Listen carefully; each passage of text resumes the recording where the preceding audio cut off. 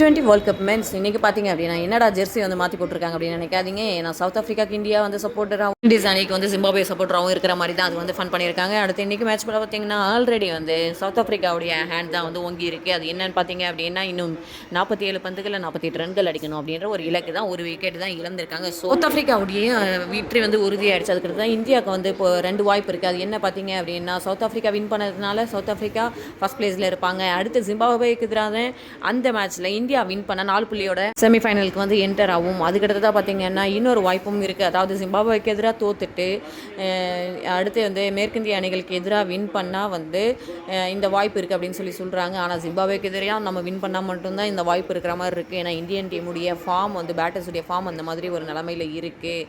அதே போலயே பார்த்திங்கன்னா நம்மளுடைய நெட் ரேட் வந்து ரொம்ப டேமேஜ் ஆகிருக்கு. அதே போல் ஜிம்பாப்வேதும் டேமேஜ் ஆகிருக்கு. ஸோ யார் வந்து இந்த டேமேஜ் கண்ட்ரோல் பண்ண போகிறாங்க அப்படின்றத நம்ம வந்து வெயிட் பண்ணி தான் பார்த்தாகணும். 2 டீமுக்குமே வந்து நெட் ரேட் வந்து நல்ல ஒரு ப்ளே பண்ண போகுது அப்படின்றது நல்லா தெரியுது.